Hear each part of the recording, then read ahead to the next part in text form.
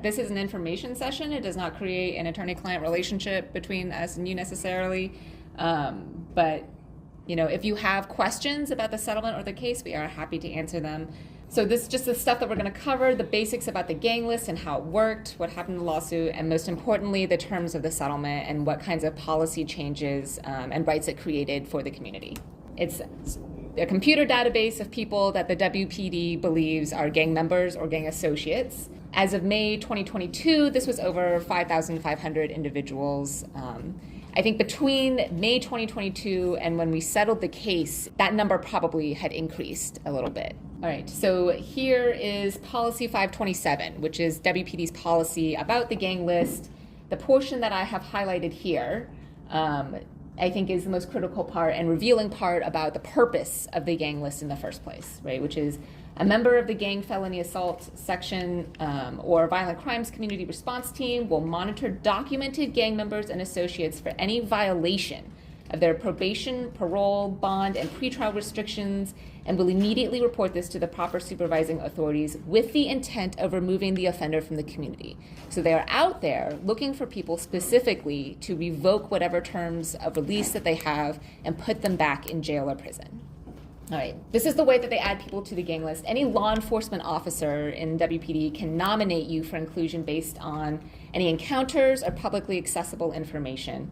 And what do I mean by publicly accessible information? Most commonly used today is your social media, right? If you do not have your settings on lockdown, I highly recommend you do that. Be suspicious of random strangers trying to add you because they will look through your Facebook photos. Yes, ma'am. And I just want to add too, there is nothing sacred on social media. And so Meta, anything that has to do with Facebook or anything that Meta owns, they save all of those messages. They save them. And there's this part of it that if the police ask to or get the right to go in and get those messages, they can retrieve all those messages back from the past, even if you deleted it. So this is something that our youth need to know. This is something that people should know. What they do is they create fake profiles. They're catfishing. They're catfishing, Yeah. so it's really important to be careful with your social media. So any WPD officer can nominate you by submitting like a nomination card to the gang unit. The gang unit officers will then verify that you meet the criteria in this statute, KSA 216313, and then they will add you to the database when you meet those criteria. Here are the criteria for the statute. There's the criminal street gang member, and then there's an associate. And so we'll talk about the gang member first. So here are the reasons why you can be added to the gang list, the gang database. You admit to criminal street gang membership, so you get stopped by the cops. They ask you, "Hey, are you a member of such and such, or are you wearing this thing because you're part of this group?" And people say yes, right? That is a self-admission. Or you meet 3 or more of the following criteria, and this is a long list in the statute, but a parent or guardian informs them or identifies you as a criminal street gang member. Some other law enforcement officer from anywhere else, or a correctional officer, or a documented reliable informant, so a confidential informant perhaps, identifies you as such, or an informant of previously untested reliability, and such identification is corroborated by independent information. So maybe somebody that they are getting information from, don't know if that's trustworthy yet, but they can verify that with some other information. Frequents a particular criminal street gang's area, and we'll talk about why that's such problematic language in a minute. Adopts such gang style of dress, color, use of hand signs or tattoos. Associates with known criminal street gang members. You've been arrested more than once in the company of other street gang members for offenses that are consistent with usual criminal street gang activity. Other physical evidence, such as photographs or other documentation of you as a gang member. You've been just stopped in the company of known criminal street gang members 2 or more times, or you have basically undergone a street gang initiation ritual, right? And one of the things to note about these is they're very vague, right? I mean, they give you WPD a lot of room to make these decisions, and most of them are not related to criminal activity. Throwing hand signs is not a crime. I mean, wearing red is not a crime. So they are way beyond what you would normally think of as criminal behavior. Yeah.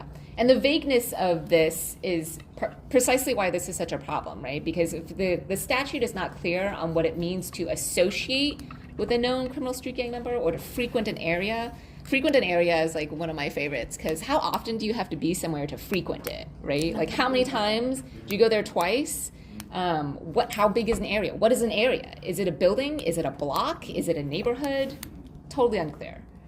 And the vagueness of this creates such a problem, because if we don't know what that means or how to apply it, then there can be no consistency for WPD officers to understand what that means and apply it, right? And so when there's no standard for how these things are applied, it could totally be up to how an officer feels that day about you or the situation that they found you in.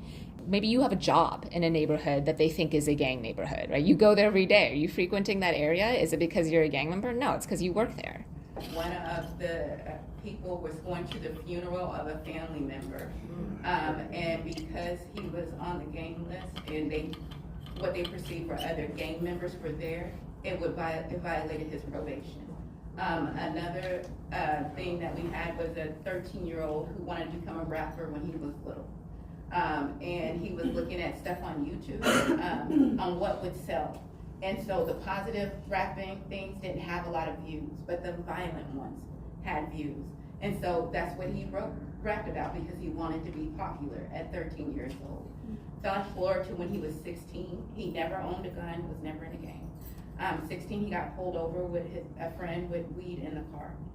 They denied him getting diversion because they had put that child on the gang list because they seen that video on YouTube. So to be added as a gang member, it's either the self-admission or you meet at least 3 of one of these following criteria. Gang associate, same thing, either self-admission or you need to meet 2 or more criteria from the list we just looked at. So you will remain either active or associate for a minimum of 3 years. This is the set period list. So you're listed as active, an active member or associate for 3 years. If within those 3 years they find that you meet one of those criteria, right? They see one photo of you wearing, a red shirt and red shoes, that's enough to renew you as an active member. And that 3-year period starts over again. If that 3-year period runs out without you meeting one of those criteria again, they don't delete you off the list, they just switch you to inactive. And if at any time they find you met one of those criteria, they would change your status back to active for another 3 years, and that would start over again. Outside of self-identifying to be on the list, how would you know if you were on this list? You don't. That's part of the problem. So usually there are 2 ways that you find out that you're on the gang list. You get pulled over in a situation like that. Being a gang member gives them probable cause to search the immediate area of your car, pull you out of the car. That's not what normally happens in a traffic stop. The cops will often tell you at that point, you're on the list as a gang member. Or you get arrested and you find out when you are charged with certain crimes that you are listed as a gang member. And this goes into the consequences of being on the gang list. If you are charged with a person felony, by statute, it's an automatic $50,000 bail minimum. And it doesn't matter if whatever crime you are charged with had nothing to do with a gang incident, right? It could be domestic violence. It could be something else, just a felony against a person, automatic $50,000. Other consequences, you are subjected to stricter pretrial release or probation and parole conditions. So you have a curfew. Certain areas of town you're not allowed to go into. Oftentimes it's like you can't go to Old Town after dark, for example. Or you can't wear certain colors or certain kinds of sports gear that they think are associated with specific gangs. And you're supposed to stay away from anybody else who's on the gang list. And if that means your family members, that's a real problem, right? If your brother or cousin is on the list, there may be no way that you can avoid contact with that person. Mm-hmm. And other things like you can't communicate over the internet with somebody about things that could be perceived as gang topics, whatever that means.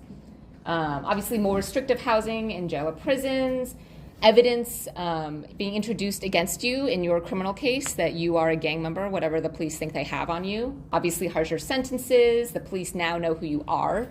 Lots of evidence of them, like they recognize people in the community, right? They see you. It's like you're driving past them on a certain street. They see you driving and they know who you are. They see your face. They follow you until, you don't signal within 100 feet of when you're turning.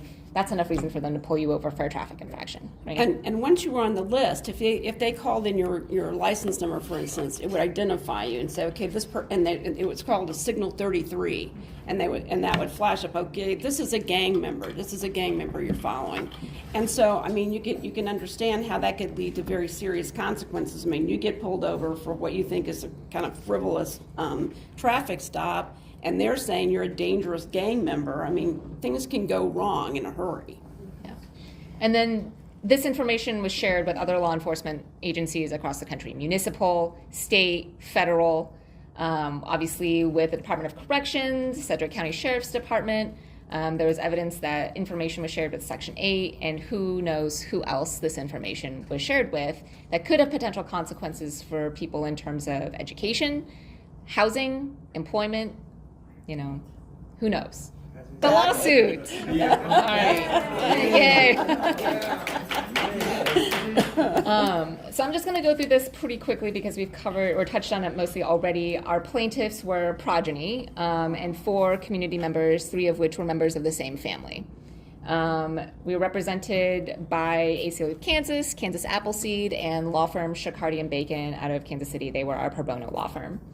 And we brought claims primarily challenging the WPD's use of the gang list as violating your 14th Amendment due process rights because they never told you that you're on the list. There's no way to get off of it. There's no way to petition to remove yourself. There's no process.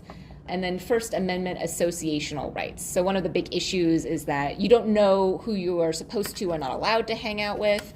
This is a particular problem for progeny, right? Because if you're going out there and you're engaging in civic engagement activities like protesting, you can't exercise your First Amendment rights for fear that when you get together and do those things, you are associating together. And that when you don't know that, you're afraid of what happens to your kids who are your members, your speech is chilled. So brief timeline of the complaint, after we did a lot of background research and information gathering and developing the case, we finally filed the lawsuit April 15th, 2021. The settlement was executed, meaning it was signed by all parties in April 2024, and then we had to go through a formal approval process because it was a class action to get the word out, to make sure that this was a good settlement for the community, and the court granted final approval of that in August of this year. So now the settlement terms. Here are the changes to the policy. So before, WPD added individuals to the gang list by applying those criteria that we had talked about previously. There were no guidelines or policies for how officers would interpret or apply those criteria. But now part of the settlement is that there are requirements and restrictions that limit how those criteria can be used to add people to the gang list. So here's each of the criteria and how they've been changed or adjusted since then. So, for example, if you were identified by a parent or a guardian, what does that mean? It can't just casually mean some parent making some offhand comment that is interpreted as identifying their child as, a member of a gang. The parent or guardian now must provide a documented statement to Sedgwick County or City of Wichita law enforcement personnel that the person of interest is 13 years or older and a member of a particularly named criminal street gang, right? A documented statement. Or if it's a different law enforcement officer or reliable informant, it must be corroborated by independent information. And it is that information. What does that information mean? There's now a time limit on it. It has to be activity within 3 years. And it has to be the same kind of information that is in the criteria, right? It has to, it's other identifications by individuals, or the dress, the tattoos, the hand signs, or basically anything else that applies to the criteria. And it can't be used to satisfy more than one criteria. That was just to prevent them double dipping and counting one piece of information twice against you. Identified as a street gang member by an informant of previously untested reliability, they can't really do that anymore. That's not an option available to them for adding you to the database. Frequenting a particular criminal street gang's area. So it must be a business or residence 2 or more times within 6 months, and there must be a prior documented pattern of gang violence or activity at that location. Plus, there must be no good faith basis for that person to be there, right? And what are the basic reasons that you would be anywhere? You are buying something, or you're purchasing a service, you're attending school, you work there, or it's a rec center, right? You play pickup basketball or something. Or you're like going that. to a concert. Right. Unless those activities are organized for the purpose of criminal street gang activity. Criminal street gang activity is specifically defined elsewhere in the statute. So it is narrowing it and tying it to particular criminal activity. Dress, color, hand signs, tattoos. This creates a lot more specificity. You have to have more than just one of those things, right? Like it can't just be you're wearing a blue shirt. It's got to be you're wearing the blue shirt and you're throwing a hand sign, right? And you have a tattoo. And there has to be a reasonable basis for the belief that those things are associated with a criminal street gang. And we found a lot of training materials in the case where things are very contradictory, right? One color could represent more than one gang. Or, for example, this is my particular favorite, if you are wearing a Chiefs shirt or a Royals shirt, that could be considered evidence of membership in a gang. Associates with known criminal street gang members, that provision is no longer available for the WPD to use. Stopped in the company of known criminal street gang members, so it must be observed in their company 2 or more times while participating in some sort of criminal activity. It can't just be you're walking down the street going to dinner together. Or riding in a car together, which was Yeah. the common one, riding in a car together. Yes.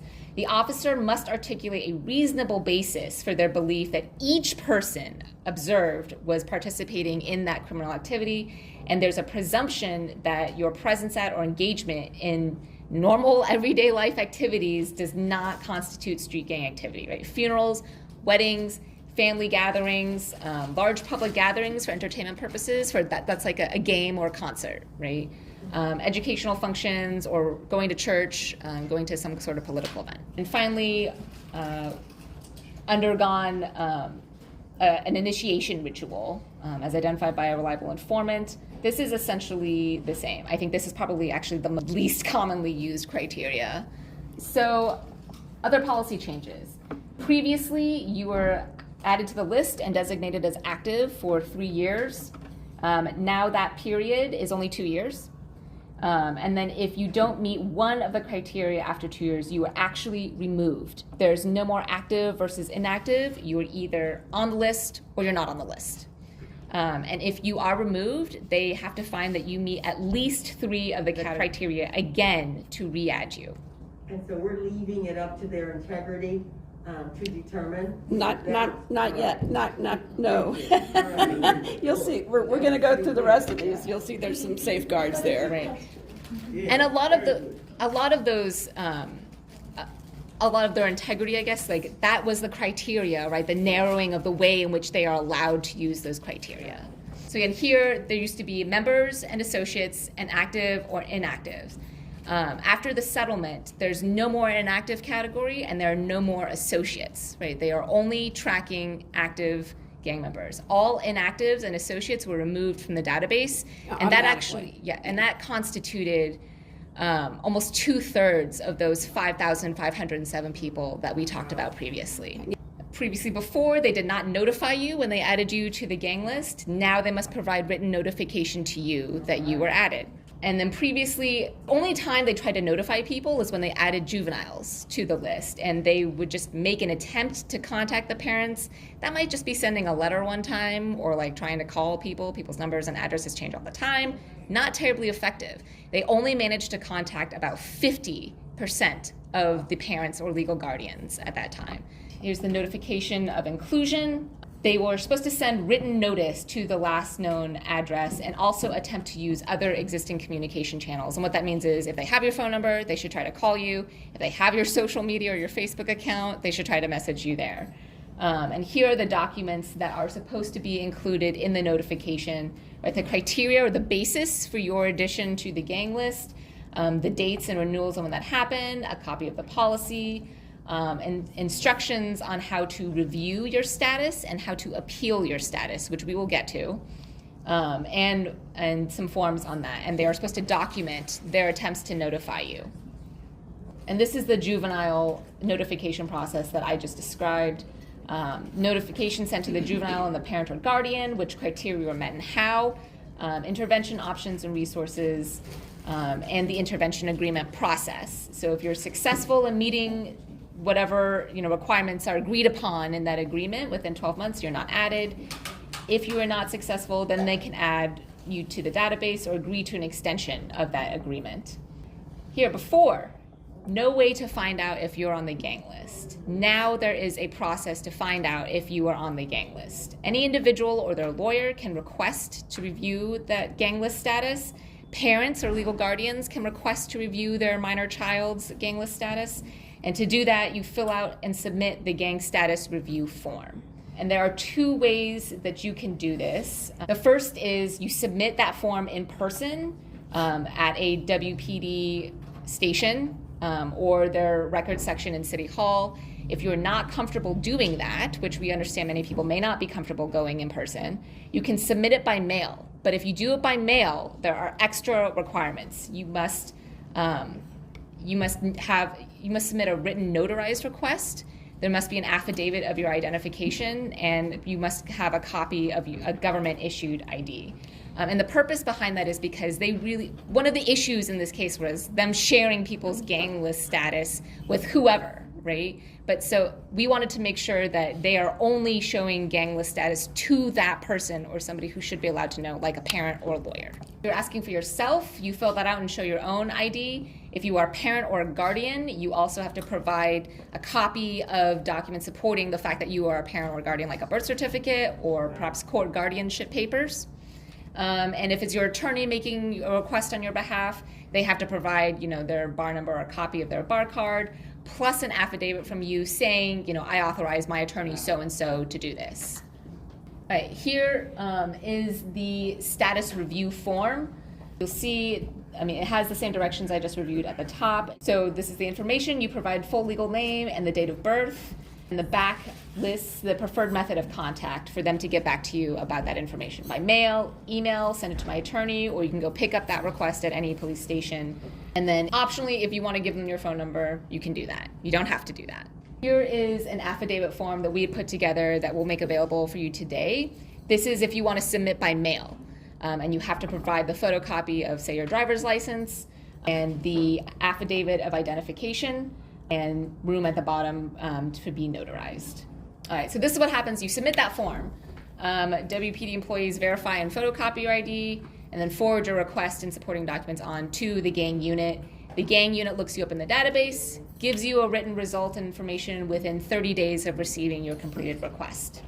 If you are on the list, they will provide you the same information that we talked about earlier.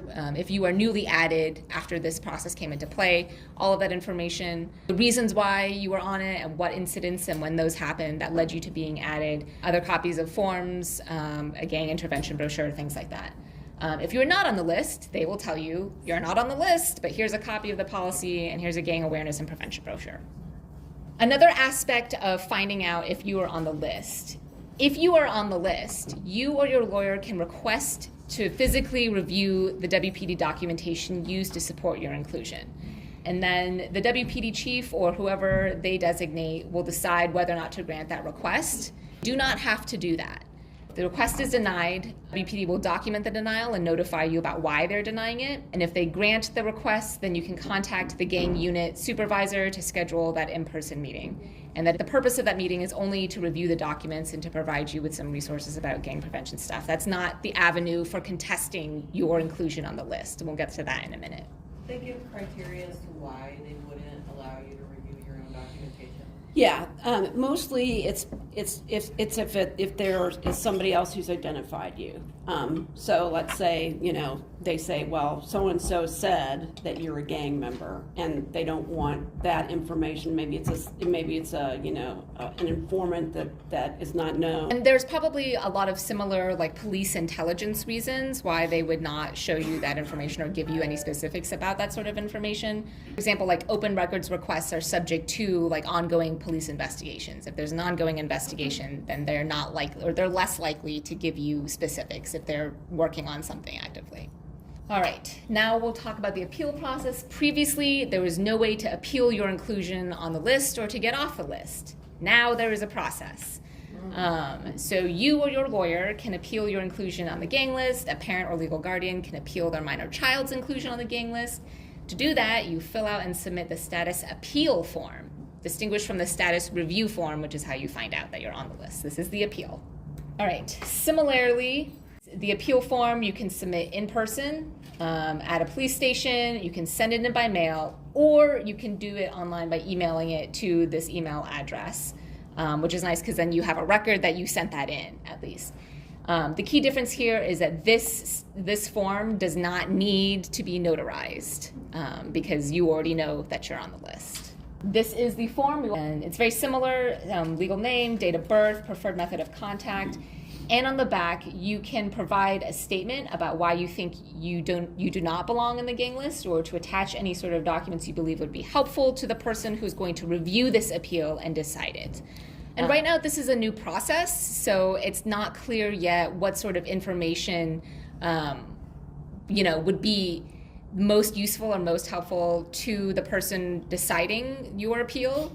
But one suggestion you might try is, put your best foot forward. Like, why are you not a gang member, right? Think about what sort of information you'd give somebody if you were applying for a job, or if you were applying to go to school somewhere, right? Like, what is it about you? What are the good things that you do? How are you, contributing in the community, or in other ways? I don't know, you're so busy you don't have time to be a gang member. Who has time to do that? All right, this leads us to the gang review ombudsperson position. This is the person who is going to decide your appeal. It's intended to be a more neutral individual. It's not that you're appealing directly to the WPD, right? Because the WPD could just say, no, right? We have our documents, we believe what we have, and you're on the list. So this is a third party between you and the WPD who will look at information from the WPD and whatever you choose to submit, and look at whether WPD appropriately added you to the list. So they must be a licensed attorney or former judge, and they must be able to pass a background check and look at Kansas Criminal Justice Information System, which is the police intelligence database, right? People who are excluded from serving as the ombudsperson or the GRO, that is anybody in any Wichita or Sedgwick County district court judge who has ever had a criminal trial docket, who has ever overseen criminal cases. No city or county law enforcement officer, no corrections officer, no probation officer, or prosecutor for Sedgwick County. And that we added in there because we wanted to avoid, appearance of a conflict of interest, right? A GRO serves for 2 years. They are appointed by the city council. The very first GRO, under the settlement terms, is agreed upon between us and the WPD. That person is a private attorney. Criminal defense attorney. Yeah, named Robert Moody. Within 30 days of WPD receiving the form, they must forward that on to the GRO. GR reviews the documentation from you and from the WPD. You and your lawyer can request to meet with the GRO and send in additional information beyond what you've already sent in. That might be an in-person meeting, it might be over the phone, it might be over Zoom, depending on whatever needs or logistical availability there is. And then the GRO will issue a written decision with a summary of their reasons for that decision within 90 days of them getting it, so 120 days overall from the date that you submit it. So if your appeal is granted, WPD deletes you from the database, and then they will send you a written document stating that your appeal was granted and you were removed from the list. If your appeal is denied, then they will provide you written documents saying that, removal was denied, but you can still be removed during the regular audit process. In that audit process, every year, WPD engages in an audit where they go through every file in the gang database to see if somebody has, it's past the 2-year renewal period and they should be removed. If your appeal is denied, you can try again after 18 months. And the reason why it was 18 months is if that ombudsperson didn't do it for you, wait till there's a new one, try again. And the key thing to remember is even if you are removed, you can be re-added. So this again goes back to being circumspect about what you are posting online. This is the audit process. Previously, they did do the audit. It was not formally included in their policy. Now it is a formal part of the policy, something that they must do. And in addition, the city is supposed to publish aggregate non-identifying data about how many people are on the list, and the demographics of those who have been removed during the audit and how many remain. So at least there's some transparency into that process. Are some other policy changes. Obviously, WPD officers and leadership must be trained on the new policy. There's a continuing oversight through a position called the Special Master. This is a retired Johnson County state judge who twice a year will receive information from WPD, how they are operating. Right? So basically, it's 20 randomly selected new entries to the database. So they will look at that and the supporting documentation to see, are you applying that criteria appropriately? Viewing appeals, reviewing notifications and intervention agreements with juveniles, looking at the training materials, looking at the audit results, and all of that is intended to make sure that WPD is operating as they are supposed to operate under the settlement agreement. Right? That's the oversight. And one other, it's not a policy change, but it preserves our specific claim in court to do a facial challenge to the Kansas state statute, which obviously WPD doesn't control the statute, but this goes back to how that statute and the criteria were unconstitutionally vague and overbroad. We can still bring another suit another day to challenge that. It just will not be against the city of Wichita. It will be against something else.